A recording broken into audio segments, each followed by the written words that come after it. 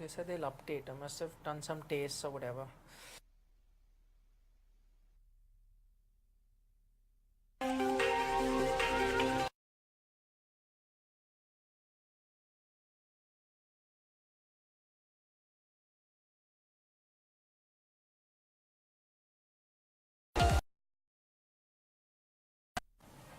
You are watching ESPN Cricket Info Match Day in association with our technology partner Vivo. For all the talk of this being a very, very close encounter, in fact, the first half of this match has been completely one-sided, dominated by India. 162 is all that Pakistan could manage all out before they could even play their full quota of 50 overs. Sanjay Manjrekar, Ajit Agarkar, Saqlain Mushtaq join me now. Saqlain, I'll start with you. Things not according to plan for Pakistan? Very poor performance by Pakistanis. It seems that they have no plan. Obviously, Indian bowlers, they started really well, but obviously, I mean, if they are bowling well, you need to be disciplined. You have to be patient as well. You need to, assess the pitch and then you start your inning. But I think there was no plan whatsoever from the batting lineup.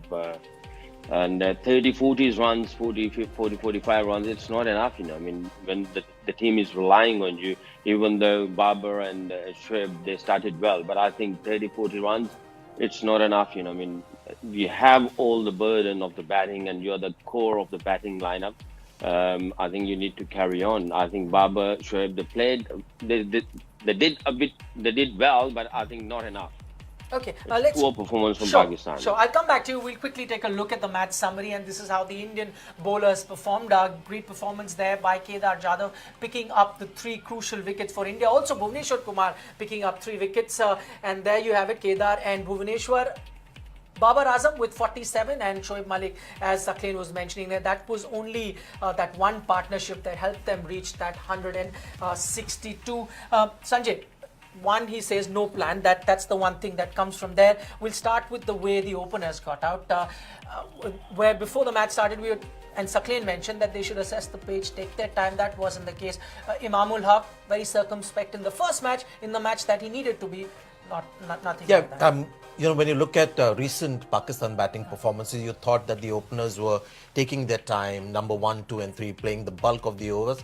And then the rest of the batsmen wouldn't even get a chance to bat. Yeah. So I thought that was the way Pakistan have been building scores, laying a foundation. But today you saw 2 informed batsmen in a lot of hurry.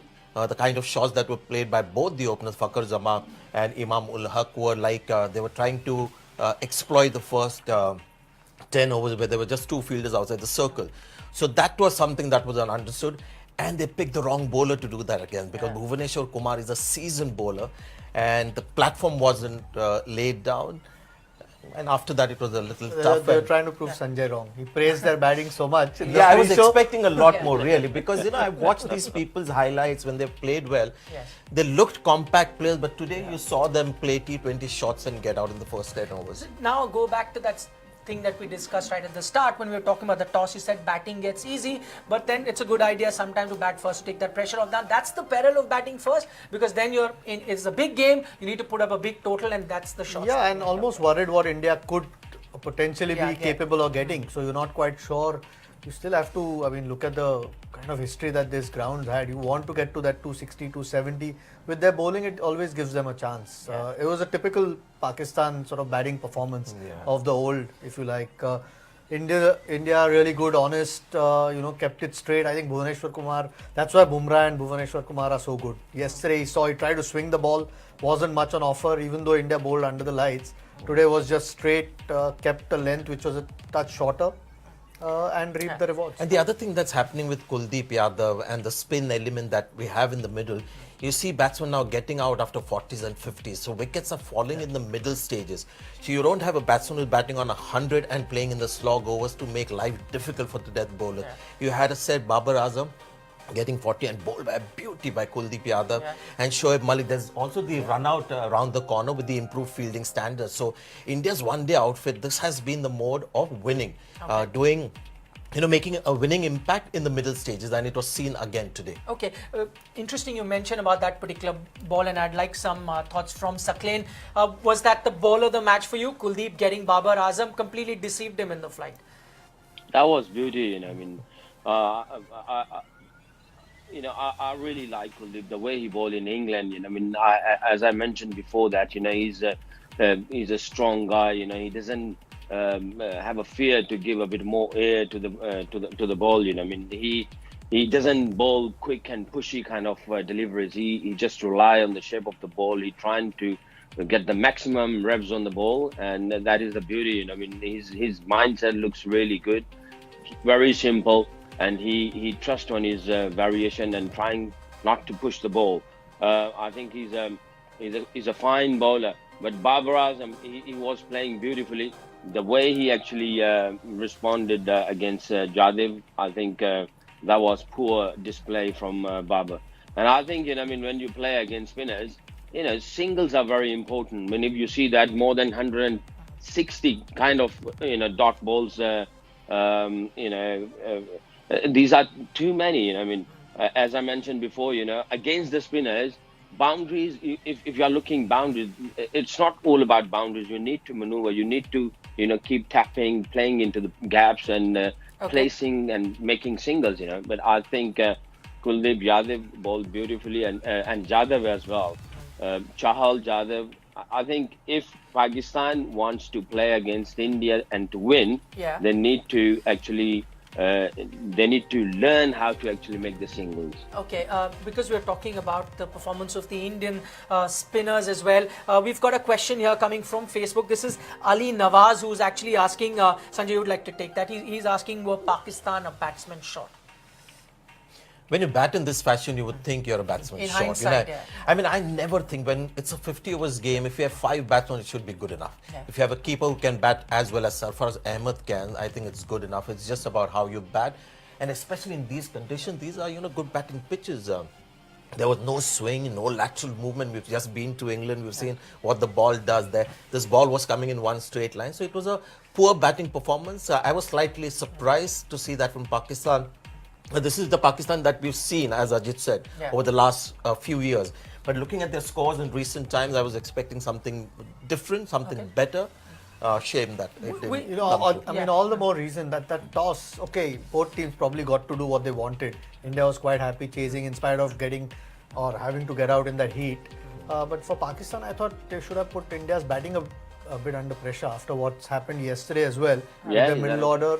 And if they could have priced out one of the 2 openers, I know ifs and buts, Pakistan would have been on top. So toss a little bit strange for me that they decided to bat. Sakleen, because we were talking about the Pakistani batting before the match started, and to be fair to Sanjay, they did have a great record coming in. Would you say that this was an aberration? You must have seen them play a lot recently. Was this an aberration with the way they performed today? Nikhil, I think before this match, people were talking about if you play well against India, just one inning will make you a superstar. That is wrong. I think if that is going in your head, you will complicate yourself. You can't execute your batting plan. You can't play your natural game.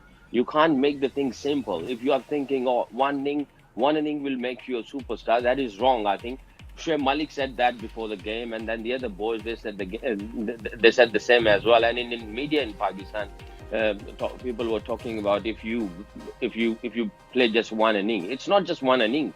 You need to keep the thing simple, and it's a poor batting from the Pakistani players. They shouldn't be thinking like that. It's you need to make the thing simple and play your natural game. You shouldn't be pushing yourself too much. Okay, the other bowler who did really well for India, Kedar Jadhav. I'm just listening to the comments that he made right after that 3 wickets that he took. Ramiz Raja asked him, are you now going to take your bowling very, very seriously? He said, what do you mean now? I already take my bowling very, very seriously. That's what he just said in the innings break. Let's talk about his wickets, Ajit. many say that sometimes he gets lucky, but he's got a few tricks up his I was sleeve. hoping you don't come to me though to talk about Kedar Jadhav. No, I mean he's doing a job. I think that's why and the more he keeps doing that, he cements his spot in that Indian 15, if not the 11, because he obviously is a batter. But if he can give you a few overs, as it was the case today with Hardik Pandya's injury, and then the bonus of getting wickets every now and then. I mean. He's the only middle order Yeah, batsman nobody who in that bowls top the order best. bowls. Yeah, so I'm thinking that he's almost confirmed his place. Bowled 7 overs in the last match, 9 in this one. Right And arm. with India wanting to play Hardik Pandya, who's never going to be a 10 overs bowler, they can't go in with 3 seamers where Hardik Pandya is 1 and 2 spinners who are likely to play. And a certainties. Kuldeep Yadav, Chahal are certainties for the World Cup. So increasingly when I'm looking at that whole group of Manish Pandey, Kedar Jadhav, Ambati Rayudu, Dinesh Karthik, Shreyas Iyer, who is coming trumps there, at least from that group, Kedar Jadhav is securing his position in the middle because of his bowling.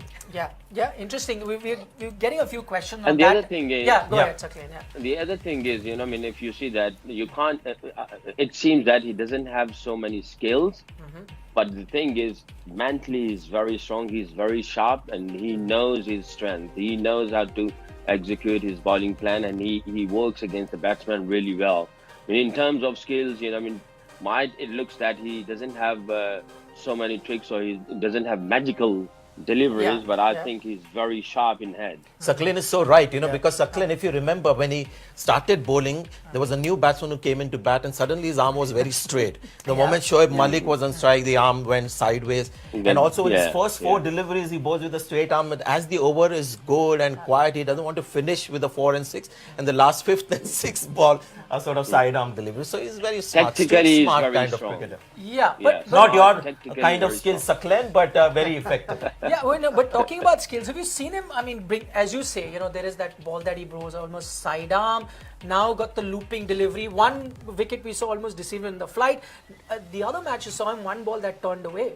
You were very impressed with that ball, No, like a leg cutter. it went like that. So I mean, I've never seen him bowl that. So clearly he's been. No, the one working thing he hard. doesn't try to overdo is try and take wickets. He knows his role is to Yeah. come and bowl those 4 or 5 overs or 6 overs, and with his kind And makes of bowling, full use of his height. yeah. People use Or the lack the of height. Yeah, height is either tall or short. So he makes full use of his low release point, his stature, and everything. Okay. So interesting that Kedar Jadhav is becoming the front runner now amongst all the middle order batsmen. Okay, we've got a question here which is related to that. Sanjay, you'll take that. Samir Jha wants to know on Facebook, he's watching the show, says, will we ever see Ashwin play for India in the one-day format? See, the last time Pakistan played India, Ashwin gave away 7 runs and over, Jadeja 8, and that proved to be one of their last matches that they played for India with 50 overs cricket. Chahal and Kuldeep Yadav are making it extremely difficult for them to come back, and you see the impact they make in the middle overs. So, doesn't look like it's likely, but you've got to admire Ashwin for what he did in the IPL this time round. Captain Kings 11 Punjab, developed the leg spinner, and I think he had a very good season as a spin bowler in Indian conditions. T20 not easy, so he's There's doing his already bit. Akshar Patel as well in the squad. Yeah. Yes, sitting out. yes. So he's doing his bit, Ashwin, to get back in, but it's proving to be more and more difficult. Here's another game where Kuldeep Yadav gets a very crucial wicket at an important stage and gets India back in the match. So very difficult. Okay, Sakleen, because you were saying no plan, Pakistani batsman came with no plan. The other bit could be, as Sanjay had mentioned right at the start, this Indian team is very different to the team that played the Champions Trophy final because you've got a Chahal and a Kuldeep Yadav. Yeah, definitely in bowling unit, and like I said before, no plans. But the other thing is, Pakistan, they are very, whenever shaky start. Whenever we play against India, if you see in Champions Trophy, first game we lost against India, we always have a shaky start. That is another problem, and we are not good to finish the game. That is another problem which we need to actually sort out. If we will not sort out in the pressure game, we won't be able to execute our batting plan. Okay, let's look forward to now the Indian batting. Hardik Pandya, the latest update that we're getting, acute back injury that he's got. Ajit, you could take this today, or will they miss him, or do you expect the top order to just get this done? I mean, if they miss him, then they are in trouble. Ideally, they shouldn't. I mean, we saw the batting conditions improve under lights yesterday. Okay, Pakistan's a different attack, and you still have to go out and get that 162. But India would back with the kind of batting that they have. Hardik Pandya is their 7th batter today. So if your 6 won't do the job, then you're in real trouble. So hopefully India doesn't miss him. Okay. The only positive that I can see from that particular injury was Manish Pandey came into the field and made a difference with his fielding. Yes, for a moment I thought Virat Kohli was on the field because he looks so much like him, and it's great to see people like him.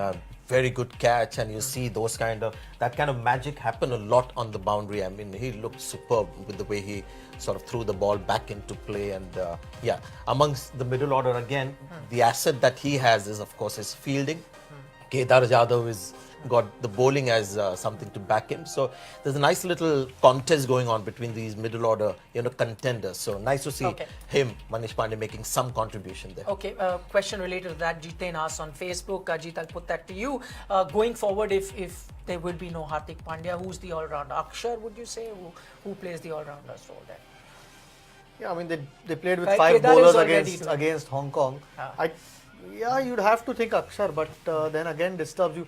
With this kind of sort of rules that are in place with 5 fielders in the ring, you sometimes need 3 seamers in your squad. It becomes a lot harder with 3 spinners to control the game. Get one pure seamer in Ajit, because you can have, if you have Kedar Jadhav batting at number 6 with Dhoni as your number 5, you can afford to have a seam bowler. That would be ideal if these 4, 5, 6 start batting a bit better. So that will be the worry. I mean, we don't know. There's still 3 days to the next game, so hopefully they can patch him up a little bit. But I mean, the top 5 or 6 have to do the job. But we are not sure whether he's out or not. Because if you remember that IPL game when he had that injury just before the innings folded, he came back and bowled in a little while. So who knows? Yeah, this looks. Quick recovery usually. But this looked more dangerous, and we've got an update from the BCCI, acute, which still means that it could be serious. Who knows if it comes out to bat or not? But as Ajit was saying, probably if India do end up needing him, they are in trouble at that moment. Okay, now the Indian batting. What would you like to see? I'm really interested to see MS Dhoni. I mean, he's not got a bit of runs. Would you then send him a bit up then? See, Dhoni has done his job. He's kept wickets well. He's got a few stumpings. So you're expecting too much from Dhoni. These days, that Dhoni of the past who used to be your, game-changing batsman down the order, win you all those tight matches. I think those days are gone. So our expectations of Dhoni have to be slightly different. Look at him as a keeper, as a mentor to the young players around him, and somebody who can still turn it on when it's needed. But the batting responsibility has to be shouldered by all these guys now. Raidu is in. Karthik has got to make an impression. Kedar Jadhav get runs. Rohit Sharma's one-day career has been very interesting, where there are lots of low scores, and when he gets a big one, he gets a big one. So maybe more consistency from Rohit Sharma. Okay, but we would also like MS Dhoni to get some run. Would this be a good match to send him up there to Not really. I think you still want to win the game. I mean, I don't think there's anything wrong that Raidu or Dinesh Karthik yesterday have done. So I can't imagine him walking ahead of them. 4? Why? I mean, you're trying to find another player to fit into that middle order. This is very interesting. When it comes to Indian cricket, we think about how Dhoni can fit into. It should be the other way around. How Indian cricket can fit Dhoni in, so that they are likely to win more matches than lose some matches. Smiling from there. So did you want me to ask the question? Does he fit into the team? He fits in at the moment. Okay. Yeah, because come the big stage and pressure games, his batting might come to the fore, and as I said, game-changing spinners in the middle, and Dhoni has done brilliantly behind the stumps. So on current form and current value, but Rishabh Pant is a very strong contender. Okay, now 162 is what Pakistan got. Sakleen, you'd say India odds-on favourite to win the game from here. If Pakistan have a chance, what do they need to do then? Early wickets and just wickets and wickets. I mean, if you want to be in the game, you have to take wickets and you have to attack and you have to play aggressive cricket. That's it. I mean, if you are not taking wickets, you are out of the game. Can Pakistan seamers exploit this pitch, Sakleen, and get wickets? They must be good at bowling on these kind of pitches, right? Seam bowlers. I think they have the potential if they can get the shape up right of the new pill, and if they're taking wickets, and if the ball is coming into and we have like left armers Armour and then Shinwari, if their utilization of the new pill was right, I think there is a possibility that we can fight, but I think it'll be very difficult for Pakistan to win this game. But they need to show some fight. Okay, the one thing that Sakleen says, if you have any chance of winning this game for Pakistan, they'd have to pick some early wickets, and one wicket that they desperately want to pick early is that of the Indian skipper in Rohit Sharma. We've got a few numbers for you with regards to how Rohit has performed against left-arm seamers and this is just with Mohammad Amir. He hasn't had a great time in those 5 innings, 3 dismissals, Sanjay, but I don't know. Would you say not the same Amir, those 5 Yeah, but innings? still he has a technical issue with left-arm seamer. So if it's not even the same Amir, but he can produce somewhere close to the kind of deliveries that trouble him. Start of the inning, small step forward, and You if the only ball need comes one ball to swing. Really. The other thing was Sakleen, as Sanjay mentions on that same subject, he said even if Amir isn't that great, left arm seamers is the issue. That's with Rohit Sharma, and then Pakistan have got plenty of those in this match, and Usman is one bowler that he hasn't faced as yet. Obviously, Pakistan, they heavily rely on Amir as a striker, and then obviously the whole bowling unit revolve around Mohammad Amir. He's not taking wickets. That is the concern. And he understands as well. He knows that the Pakistanis they are relying on him, but I think Azhar Mahmood need to look into that, and they need to work on that. As Sanjay just mentioned, that there is some technical things which they need to be. He just mentioned that. I think Azhar need to look into that if there is any technical issues. But I think. I'm happy the way he's bowling. I know he's not taking wickets, but he's not that. He's very economical, and he's bowling in a difficult situation, like in death bowling, and then he's bowling in a power play. But he need to take wickets as well. Tell us about Hassan Ali. How is his current form, and what do you expect from him? He's another star bowler for Pakistan, isn't it? Yeah, we haven't spoke about Hassan Ali. He's another young superstar from Pakistan. He's very kind of aggressive and attacking kind of a bowler, but he doesn't enjoy a new ball. I think if Amir and Hassan start the bowling attack, then there is a possibility that we'll get the early wickets. But at the moment, his form is not like very consistent too. He even had a great PSL, and after that, I think he was struggling a bit of injury. So his form is going up and down as well at the moment. Okay, well, that's interesting because he is their number 1 bowler at the moment, Hassan Ali. But Pakistan in general, and especially the medium pacers or the fast bowlers that they have been doing exceedingly well for them since 2017. If you look at the best averages for pace bowling in ODI since 2017, Pakistan right on top with an average of 25. I'm a bit surprised there's no India here, considering the Indian fast bowlers have been doing rather well. Ajit, you'd say that if there is one pace attack that can put India under pressure. Yeah, and the one thing they'll probably know is if they get the 2 openers out quickly, with this 162, there'll still be a lot more pressure on India. They need both of them out, because if one of them bats, they usually end up getting a 60, 70 or 80 or 100 at times. So that'll make life easier for India. They need both those guys out.